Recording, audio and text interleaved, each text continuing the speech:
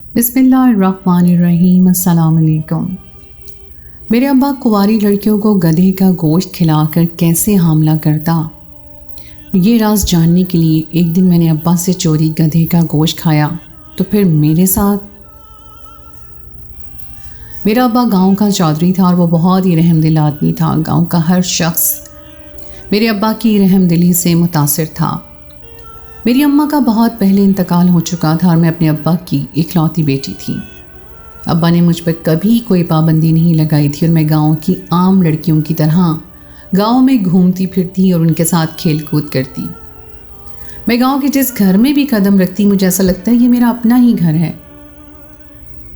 मैं बचपन से ही गांव वालों के घरों में आती जाती रहती थी और वो लोग मुझे अपनी औलाद की तरह अजीज रखते थे।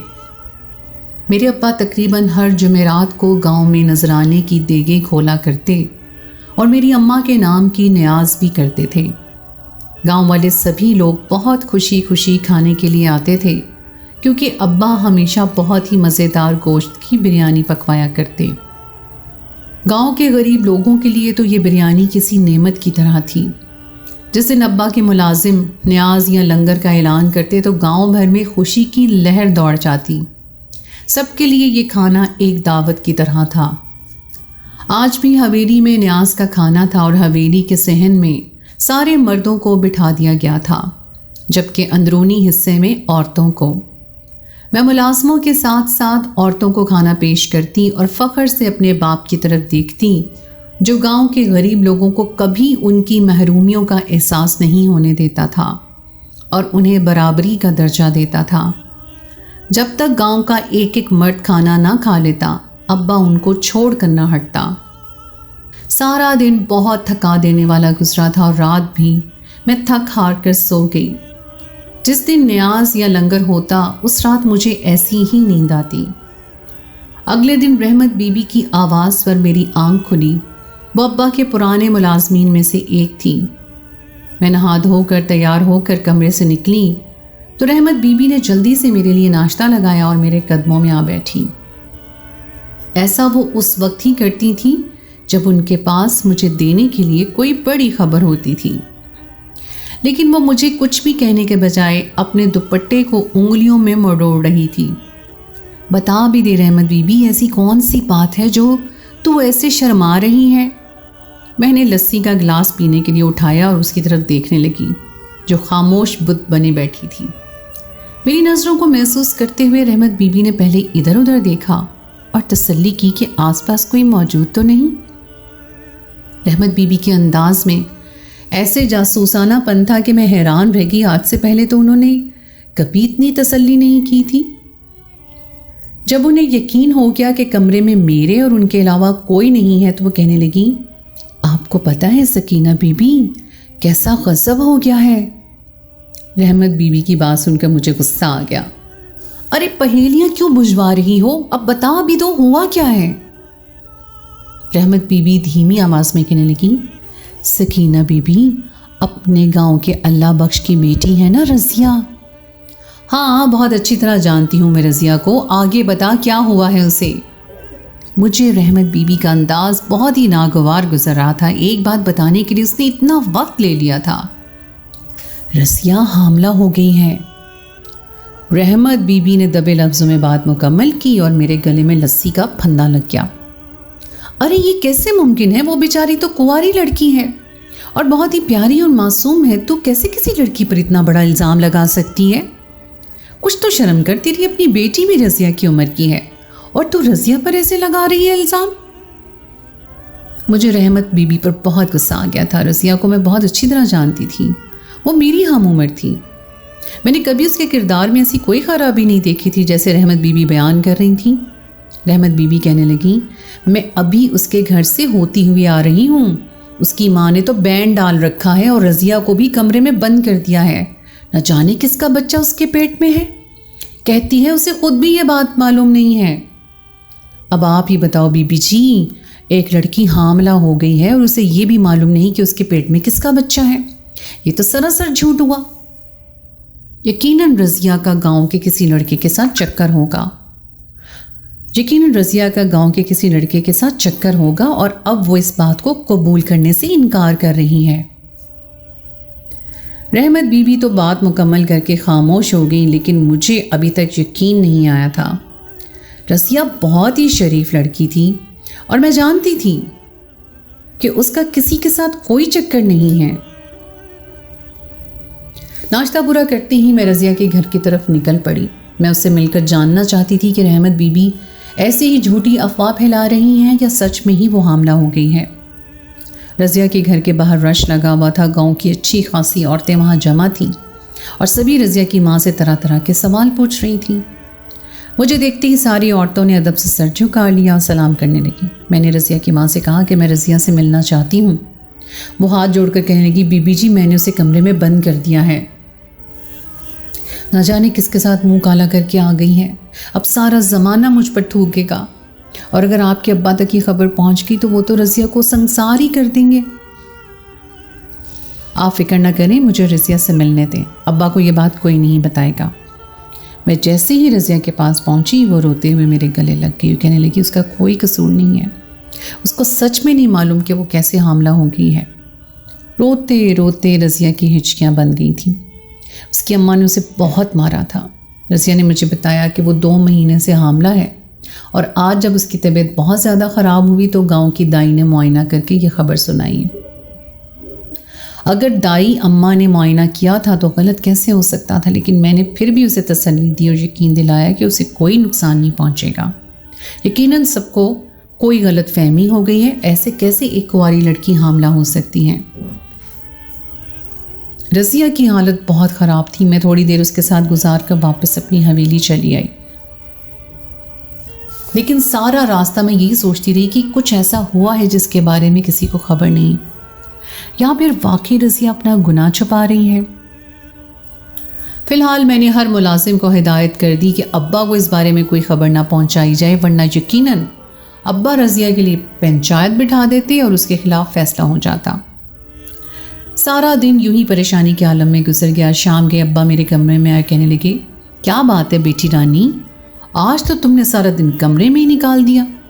अगले हफ्ते तुम्हारी माँ की बरसी है और हमें उसकी तैयारी करनी है। गांव के सारे लोगों के लिए खाना भी करवाना है। अब्बा जी के हुक्म पर मैं अगले दिन ही शहर उनके लिए रवाना हो गई और कुछ अर्सा पहले ही अब्बा ने 2 नए मुलाजिम रखे थे, वो भी हमारे हमरा थे। देखने में वो दोनों बिल्कुल पढ़े लिखे लगते थे और अब्बा उन्हें शहर से ही गाँव में लाए थे। उन दोनों के ज़िम्मे कुछ ख़ास काम नहीं था, बस वो दोनों गांव में घूमते फिरते लोगों के हाल अहवाल पर नज़र रखते थे। 1-2 दफ़ा मैंने अब्बा से पूछा कि गांव में इतने लोग हैं, फिर आप शहर से मुलाजिम ढूंढ कर क्यों लाए हैं। अब्बा कहते कि उन दोनों को मैं ख़ास लंगर और न्याज के लिए लाता हूँ ताकि ये लोग अपनी निगरानी में गाँव के लोगों को खाना खिला सकें और उनकी ज़रूरियात पर नज़र रख सकें। वो दोनों ही मेरे लिए अजीब थे। इतने पढ़े लिखे होकर नौकरी करने के लिए गाँव क्यों आ गए थे, ये बात मेरी समझ में नहीं आई थी। लोग तो गांव से शहर जाना चाहते थे और वो दोनों आसाइश भरी ज़िंदगी छोड़कर गांव की मुशक्क़त भरी ज़िंदगी में चले आए थे। रात गए मैं कुछ ख़रीदारी करके अब्बा के साथ गांव वापस लौट आई। वो दोनों मुलाजिम सारा दिन न जाने कहाँ गायब रहे थे, लेकिन वापसी पर वो फिर हमारे साथ गाँव आ गए। रज़िया पूरी तरह मेरे जहन से महव हो चुकी थी, लेकिन गाँव की हदूद में दाखिल होते ही एक दफ़ा फिर मुझे उसका ख्याल आया। मैंने एक नज़र अब्बा की तरफ डाली। यकीनन वो अब तक इस खबर से ना आशना थे, वरना अब तक रज़िया के लिए पंचायत बैठ चुकी होती। अगली सुबह मुझे एक और ख़बर मिली जिसको सुनकर मैं दंग रह गई। रहमत बीबी ने मुझे बताया कि करमदीन की बेटी रानी भी 3 माह से उम्मीद से है। अब तक तो उसकी माँ दुनिया से ये बात छुपाती आई थी, लेकिन अब चांद चढ़ने लगा है तो दुनिया को पता चल गया। हामला औरत का हमल कुछ महीने ही छुप सकता है, फिर तो दुनिया को खुद ही पता चल जाता है। रानी का पेट भी उसकी बदकिरदारी की गवाही दे रहा है। पता नहीं गांव की कुंवारी लड़कियों को क्या हो गया है कि अपनी जवानी संभाली नहीं जा रही। रहमत बीबी जले कट्टे अंदाज में रानी को बुरा भला कह रही थी और रानी की माँ से उसकी ख़ास दुश्मनी थी और करमदीन भी उन्हें एक आंख नहीं भाता था। आज उन्हें करमदीन और उसकी बीवी के खिलाफ खुलकर जहर उगलने का मौका मिल गया था। रानी एक 17 साल की खूबसूरत और जवान लड़की थी। उसका बगैर शादी के ही हामला हो जाना बहुत बड़ी बात थी। मुझे भी समझ नहीं आ रहा था कि गांव में ये अचानक सब क्या हो रहा है। हमारे गांव का माहौल तो बहुत ही अच्छा था। फिर अचानक ही सारी लड़कियों को क्या हो गया था? मैं रानी से मिलने के लिए गई तो उसने भी रज़िया की तरह वही बात दोहराई कि उसे नहीं मालूम वो किस तरह हामला हुई है, ना ही उसका किसी के साथ कोई चक्कर है और ना ही किसी ने उसके साथ ज्यादती की है।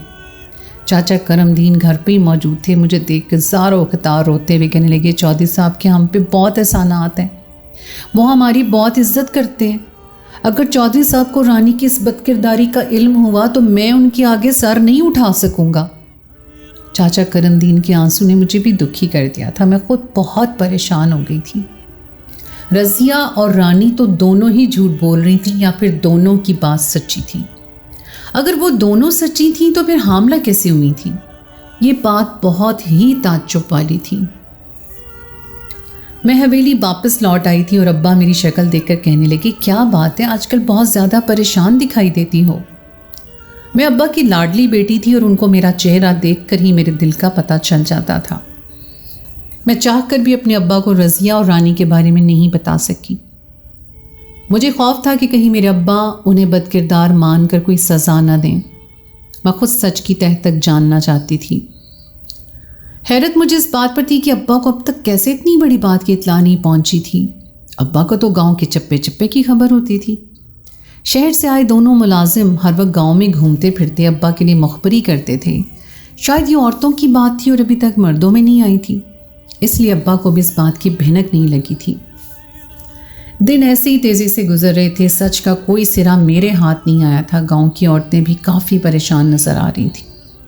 गांव की लड़कियों पर सख्त पहरेदारी लगा दी गई थी। हर माँ अपनी बेटी पर नज़र रख रही थी और उसे घर से निकलने नहीं देती थी। मेरा भी गांव में खेल कूद इसी वजह से ख़त्म हो गया था। इस बात को कुछ महीने का अरसा गुजर गया और फिर एक सुबह रहमत बीबी रोते हुए मेरे कदमों पे आ बैठी। उनका हाल देखने लायक था। मैंने हैरानी से पूछा कि रहमत बीबी तुझे क्या हुआ है? वो कहने लगी कि पिछले माह उसकी बेटी हामला हो गई है और ये खबर उसे आज ही मिली है। रहमत बीबी जो दूसरों की बेटियों के किरदार पर उंगली उठा रही थी, आज खुद उसी मकाम पर आ खड़ी हुई थी।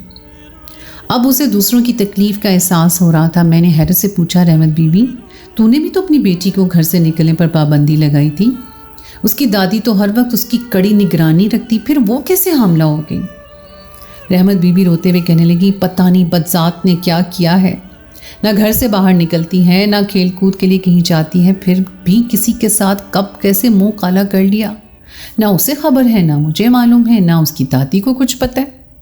मैं तो बर्बाद हो गई हूँ बीबी जी। शौहर के मरने के बाद एक बेटी के लिए सारी जिंदगी कुर्बान कर दी और उसी बेटी ने आज ये दिन दिखा दिया। मैं तो गांव वालों को मुंह दिखाने के लायक भी नहीं रहूंगी। मैं सकते के आलम में बैठी थी।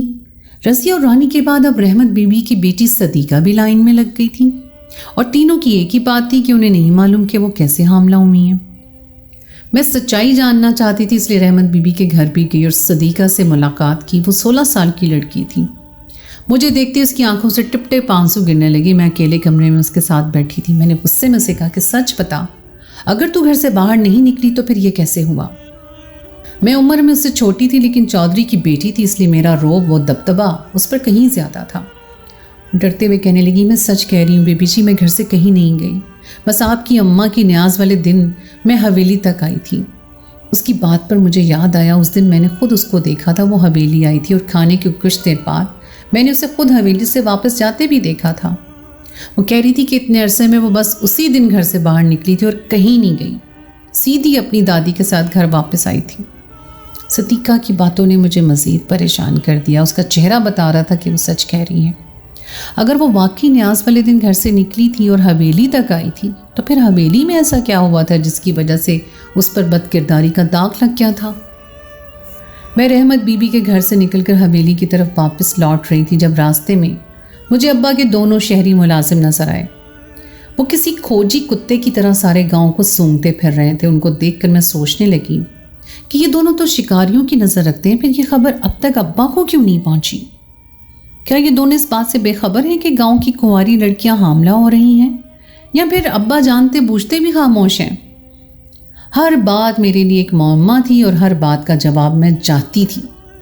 गांव की लड़कियां मेरी बहनों की तरह थी और सभी खौफ की ज़िंदगी गुजारने पर मजबूर हो गई थी। میں ایک دفعہ پھر رضیہ اور رانی سے ملنے کے لیے گئی اور ان دونوں نے بھی مجھے یہ بتایا کہ وہ دونوں یا تو گھر کے باہر ہی کھیلتی تھیں یا پھر نیاز کے لیے حویلی کا رخ کرتی تھیں۔ رضیہ کے حمل کو 6-7 مہینے ہو رہے تھے اور رانی کے حمل کو بھی 3-4 مہینے کا وقت گزر چکا تھا۔ اب تو وہ دونوں عورتوں جیسی نظر آنے لگی تھیں۔ بہت سوچنے، جاننے اور سمجھنے کے بعد مجھے بس اتنا ہی سمجھ آیا کہ یہ سب لڑکیاں حویلی تک آئی تھیں اور یقیناً جو کچھ ہوا ہے وہ نیاز والے دن ہی ان کے ساتھ ہوا تھا۔ ایک بہت عجیب سی بات اور بھی تھی جس کا احساس مجھے اب ہوا تھا کہ ابا کبھی مجھے گاؤں کی لڑکیوں کے ساتھ لنگر یا نیاز کھانے کی اجازت نہیں دیتے تھے۔ کنواری لڑکیوں کا لنگر الگ کمرے میں ہوتا تھا اور عورتوں کا لنگر الگ کمرے میں۔ میری ذمہ داری ہمیشہ عورتوں کے کمرے میں ہوتی تھی۔ ابا نے مجھے کبھی کنواری لڑکیوں والے کمرے کی طرف جانے ہی نہیں دیا تھا۔ وہاں ابا کے دوسرے ملازم لڑکیوں کو کھانا کھلایا کرتے تھے۔ میں نے آج تک کبھی وہ کھانا نہیں کھایا تھا جو سارے گاؤں کے لوگوں کو کھلایا جاتا تھا۔ میں نے صرف سن رکھا تھا کہ وہ کھانا بہت لذیذ اور تازہ ہوتا ہے۔ اتفاق سے ابا نے اگلے ہفتے دوبارہ نیاز کا اعلان کر دیا۔ پہلے ابا ہر 2-3 مہینے کے بعد لنگر اور نیاز کا اعلان کرتے تھے، لیکن اب تو مہینے میں 2 دفعہ بھی نیاز ہونے لگی تھی۔ سارے گاؤں والے ہی ابا کے کھلے دل سے بہت خوش تھے، لیکن پتہ نہیں کیوں اب یہ بات مجھے کھٹک رہی تھی۔ اس لیے میں نے نیاز والے دن عورتوں کے کمرے میں جانے کے بجائے رضیہ سے مانگا ہوا جوڑا پہن لیا اور گاؤں کی کنواری لڑکیوں کی طرح ہی گھونگھٹ نکال کر نیاز والے کمرے میں چلی گئی۔ ساری لڑکیاں باری باری اپنے پلیٹ میں ملازم سے کھانا ڈلواتی اور دسترخوان پر بیٹھ کر کھانے لگتی۔ سب سے آخر میں میری باری آئی تو ملازم نے دیکھ کے بجائے مجھے ایک چھوٹے سے پتیلے سے کھانا نکال کر دیا، کیونکہ مجھے سب سے آخر میں کھانا ملا تھا۔ اس لیے میرا کھانا شروع ہونے تک کافی لڑکیاں تو کھانا کھا کر جا چکی تھیں، اور جب تک میرا کھانا ختم ہوا کمرے میں میں اکیلی باقی بچی تھی۔ کھانا واقعی بہت عمدہ اور لذیذ تھا۔ کھانا کھاتی مجھے اچانک سے کچھ عجیب سا احساس ہوا، سب کچھ دھندلا سا محسوس ہو رہا تھا، اور جب میری حالت کچھ بہتر ہوئی تو مجھے ایسا لگا جیسے کچھ وقت کے لیے میں اس دنیا میں تھی ہی نہیں۔ میرے چہرے پر اب بھی گھونگھٹ ڈلا ہوا تھا۔ میں اپنی جگہ سے کھڑی ہوئی اور سب کی نظروں سے بچتی ہوئی اپنے کمرے میں پہنچ گئی۔ میرے ساتھ ایسا کچھ بھی نہیں ہوا تھا جس سے مجھے ایسا لگتا کہ میرے ساتھ کوئی زبردستی یا زیادتی ہوئی ہو۔ مجھے اپنے آپ پر غصہ آ رہا تھا جو میں نے اپنے ابا جی اور ان کی نیک دلی پر شک کر رہی تھی۔ ابا جی تو شروع سے آخر تک حویلی کے باہر مردوں کے ساتھ ہی تھے۔ 1 مہینہ ایسے ہی گزر گیا، اور 1 مہینے بعد میرے سر پر آسمان گر پڑا جب مجھے پتا چلا کہ میں حاملہ ہوں۔ اس 1 مہینے میں نہ ہی میرے ساتھ کچھ غلط ہوا تھا اور نہ ہی میں نے کسی کے ساتھ کوئی تعلق قائم کیا تھا، تو پھر میں کیسے حاملہ ہو گئی تھی؟ میری حالت بہت خراب ہو رہی تھی اور یہ خبر میرے ابا جی تک بھی فوراً پہنچ گئی تھی۔ وہ بڑے غصے میں میرے کمرے میں چلے آئے اور آتے ہی پوچھنے لگے، سکینہ تو نے نیاز والے دن کنواری لڑکیوں کے کمرے میں کھانا کھایا ہے؟ مجھے ابا سے ایسے سوال کی ہرگز توقع نہیں تھی۔ مجھے تو لگتا تھا کہ وہ آتے ہی پوچھیں گے کہ میں نے کس کے ساتھ اپنا منہ کالا کیا ہے، لیکن وہ تو الگ ہی سوال پوچھ رہے تھے۔ ان کے غصے میں اس قدر میں ڈر گئی کہ میں نے کانپتے ہوئے انہیں ساری حقیقت بتا دی۔ میری بات سن کر ابا نے روتے ہوئے سر پکڑ لیا اور کہنے لگے، تجھے کتنی دفعہ سختی سے منع کیا تھا کہ وہ کھانا مت کھانا جو گاؤں کے لوگوں کے لیے ہے، لیکن تو نے میری بات نہیں مانی، اور دیکھ لے تجھے کیسا نقصان اٹھانا پڑا ہے۔ وہ بریانی جو گاؤں کے لوگوں کے لیے پکائی جاتی ہے وہ گدھے کے گوشت کی بریانی ہے۔ ابا کی بات سن کر میری جان نکل گئی۔ میں نے ابا سے کہا کہ گدھے کا گوشت تو حرام ہے، آپ اس کے گوشت کی بریانی گاؤں والوں کو کیسے کھلا سکتے ہیں؟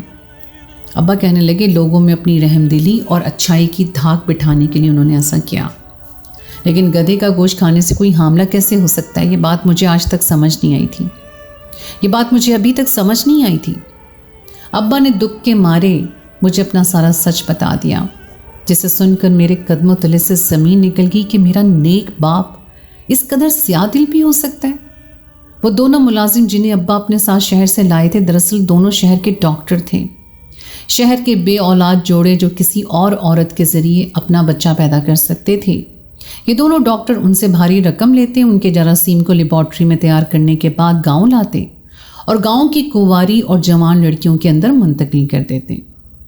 نیاز کے کھانے کی آخری پلیٹ میں کچھ وقت کی بے ہوشی کی دوا ملائی جاتی اور سب سے آخر میں کھانے والی لڑکی جیسے ہی وہ کھانا کھا کر بے ہوش ہوتی تو اس کے اندر وہ جراثیم ڈال دیے جاتے، جس کے بعد وہ حاملہ ہو جاتی۔ मेरे अब्बा इस सारे गुनाह के काम में बराबर के शरीक थे और उन्हें बहुत ज़्यादा मुआवजा मिल रहा था। अब्बा का इरादा था कि कुछ वक्त बाद जब बच्चों की पैदाइश का सिलसिला शुरू होगा तो गांव को उन कुंवारी लड़कियों को बदकिरदार ठहरा कर उनसे बच्चे छीन लिया जाएंगे और उनकी शादियां अपने मुलाजमीन से करवा देंगे और ये बच्चे उनके असल माँ बाप तक पहुंचा दिए जाएंगे। मेरे अब्बा जानते बूझते सारे खेल का हिस्सा बने थे और सीधे सादे गांव वालों की ज़िंदगियों का तमाशा बना रहे थे, लेकिन उन्हें क्या खबर थी कि किस्मत मेरे हमल के रूप में उनके मुंह पर तमाचा दे मारेगी। उन्हें एहसास हो गया था कि उन्होंने गांव की लड़कियों को कितने बड़े जुल्म का शिकार बनाया है, लेकिन अब बहुत देर हो चुकी थी। अब्बा गांव के चौधरी थे, वो कभी अपने गुनाह को गांव वालों के आगे कबूल नहीं करना चाहते थे, इसीलिए उन्होंने इस काम को यहीं ख़त्म कर दिया और गांव भर में मशहूर कर दिया कि आसेब की वजह से कुंवारी लड़कियां हामला हुई हैं। मासूम गांव वालों को डरा कर अब्बा ने वो बच्चे उनसे ले लिए और उन लड़कियों की शादियां अपने मुलाजमीन से करवा दी। मैंने भी खूबसूरत बेटी को जन्म दिया था, अब्बा ने उसे भी शहर वापस भिजवा दिया था। अब्बा ने अपने चौधरी होने का फ़ायदा उठाकर बहुत आसानी से अपने गुनाहों को छुपा लिया था। गांव में न्याज और लंगर अब भी जारी था, लेकिन अब अब्बा ने उसमें गधे का गोश्त डलवाना बंद कर दिया था। आप लोगों को क्या लगता है कि जिस तरह चौधरी ने अपनी ताकत के बलबूते पर अपने गुनाह को छुपा लिया, क्या कोई गरीब इंसान इस तरह अपने गुनाह को छुपा सकता है और सज़ा से बच सकता है? क्या सीधे सादे लोगों को इस्तेमाल करना सही है? क्या किसी लड़की या औरत का जिस्म उसकी मर्ज़ी के बगैर अपने बच्चे के लिए इस्तेमाल करना जायज़ है? अपनी कीमती राय का इजहार ज़रूर कीजिएगा। तो दोस्तों, ये थी मेरी आज की कहानी। उम्मीद है आपको आज की कहानी पसंद आई होगी। कहानी अच्छी लगे तो उसको लाइक ज़रूर कीजिए, अपने दोस्तों के साथ शेयर कीजिए। अगर आपने अभी तक मेरे चैनल सुनो ज़रा को सब्सक्राइब नहीं किया तो उसको फ़ौरन सब्सक्राइब कर लीजिए। साथ ही लगे बेल के बटन को भी प्रेस कर दें ताकि आपको मेरी आइंदा आने वाली कहानी का नोटिफिकेशन बर वक्त मिल सके। अगली कहानी तक के लिए मुझे दीजिए इजाज़त। खुदाए पैमान।